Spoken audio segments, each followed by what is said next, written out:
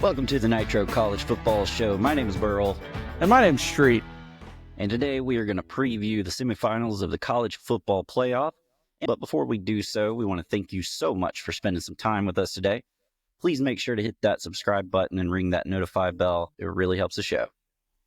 Okay, college football semifinals. We are down to the final four. So let's talk some Orange Bowl. We got Penn State versus Notre Dame. Yeah, I think this is going to be one of the more entertaining games. It's two more evenly matched teams going against each other. Yeah, I mean, when you look statistic-wise, these teams feature very, very strong defenses. Penn State 6th overall in total defense, Notre Dame 8th. Scoring-wise, Penn State 7, Notre Dame 2nd. So much like our first game that we talked about tonight, very, very strong defensively. These teams are not quite as strong offensively as the ones featured in the early game. However, it will be said that Notre Dame is only 49th in the country in total offense, but they're 4th in the country in scoring offense.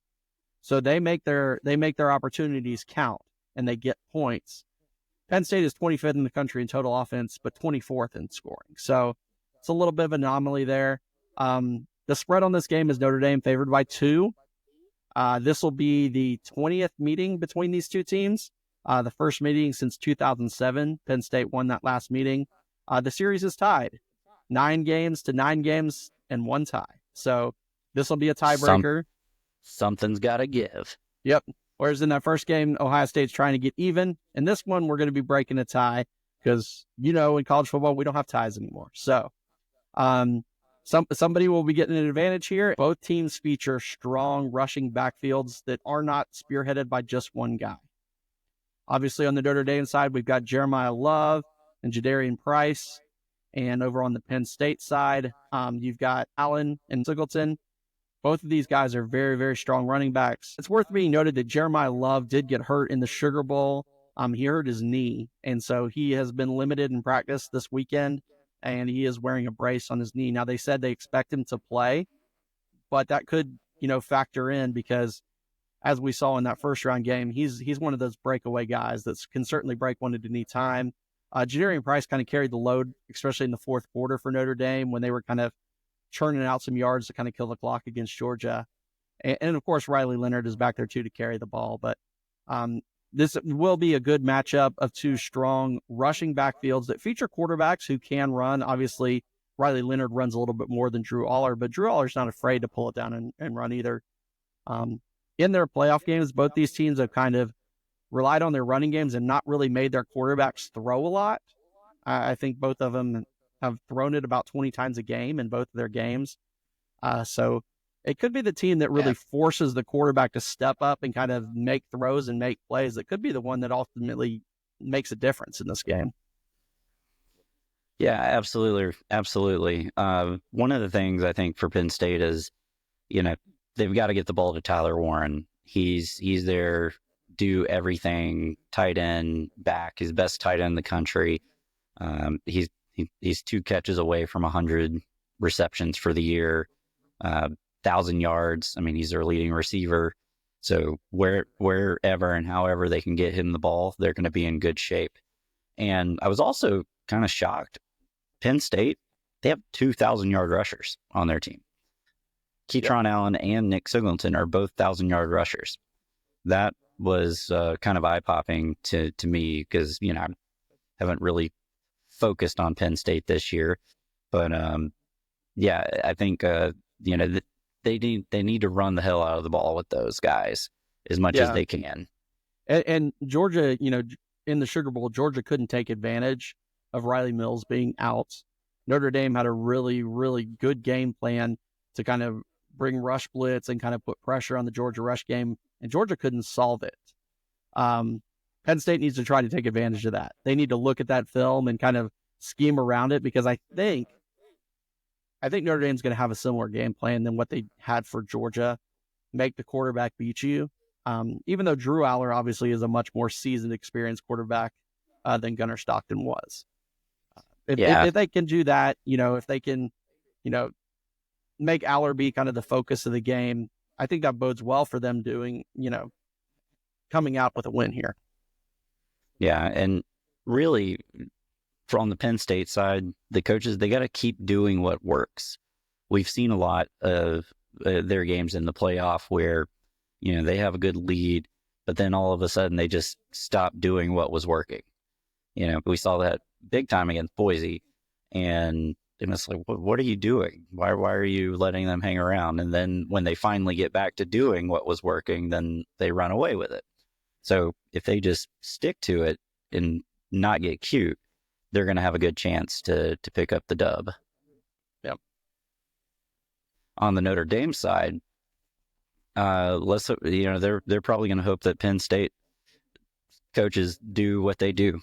Yep. The exact opposite of what I was just saying. And their defense, they have to play like they did against Georgia and keep getting turnovers. Turnovers have been the thing for that defense. They lead the nation in turnovers and scoring defense, or actually scoring touchdowns on defense. So that's going to be a big thing. If they can continue to, hold down that run game and get some timely turnovers like they did against Georgia, then they'll be set up pretty well as well. Yeah. I'd say both of these teams have benefited greatly from turnovers in their playoff wins. Obviously, Penn State, was gifted 2 pick sixes in their first round game. Obviously, Notre Dame feasted on the fact that Georgia fumbled the ball going in the red zone and also at their own 10-yard line to kind of help them have what some people are calling the greatest 56 seconds in the history of college football, where you take a 3-3 game and make it a 17-point game. The other piece of that, making it a 17-point game, was Jaden Harrison is an X factor in this game. The 98-yard touchdown that he had against Georgia, it was good blocking, but it was mostly he's one of the best, returners in the country. He's been that way all year. I would expect Penn State to try to kick it away from him, but sometimes it doesn't always happen. Peyton Woodring said that his goal was to kick it out of the back of the end zone, and he just didn't hit it right. Georgia didn't intend to kick it to him, but they did, and Harrison made him pay. So that could be an X factor. If Penn State can't put the ball away from him, then he could get some yards because he's done it all year for them. Yeah, absolutely. And for Notre Dame, they've got to focus on stopping the run and getting Aller to throw, forcing Aller to beat him.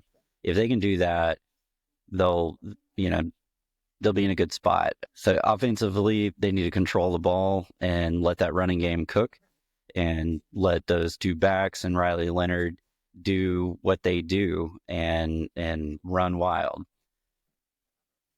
Yep. So who you got, Burl? So I'm going to go with Notre Dame in a close one, and primarily because I believe that they have better coaching. We talked about it a little bit before where Penn State, they stopped doing what works. And for Notre Dame, what they've shown over the past couple of weeks to me is that they continue to do what works. And their defensive line has been awesome over the past couple of weeks.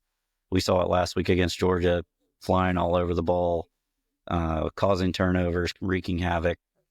And I think they'll be able to actually put a clamp down on that running game and put Penn State in a passing position, forcing Drew Aller to beat them.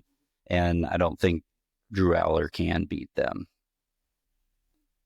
Yeah, I'm also going to go with Notre Dame in a close game, maybe a little bit higher scoring than the 45.5 over under. And the reason I'm going to go with Notre Dame is at the end of the day, I think these are 2 very matched teams. Solid running, solid defense, big guys, good lines, well coached. There's not a lot of difference, but the one thing that is difference between the 2 teams is who they've had to play to get to this point. Penn State has had an easy coast through the first 2 rounds of the playoffs. They played an SMU team first year as a Power 4 team, was clearly overmatched, on size and speed. And then they got to play Boise State, a team out of the Mountain West who clearly the size was a disadvantage. They couldn't get their star running back going. Notre Dame, on the other hand, had to play an in-state rival, Indiana, who was maybe a little bit overmatched as well, and they got blitzed. But then they had to play a tough game against Georgia, a team that had more talent than they did, and they found a way to kind of dictate a lot on the line in a close game. So I'm going to go with Notre Dame simply on the fact that I think they're a little more battle-tested, and I trust that they'll get the job done. And it'll give us a Notre Dame versus Ohio State national championship game, which will be massive, and obviously the TV networks are going to be doing cartwheels over that. Yeah. Another thing that I heard the other day was there will be a coach who wins his first ever national championship this year. So we'll have a new coach that joins the ranks of the national championship winning coaches. So next year will be like this year. There will be 3 coaches who have won national championships. Right. Because that other one got axed. Because it'll be Dabo, Kirby, and whoever wins this year. Yep. Should be fun. Looking forward to it. Can't wait. All right. Well, we will wrap this one up. Once again, thanks for listening. We appreciate you tuning into this show. Please don't forget to subscribe. It really, really helps us out. Until we talk to you next time, go Dogs. Go Dogs.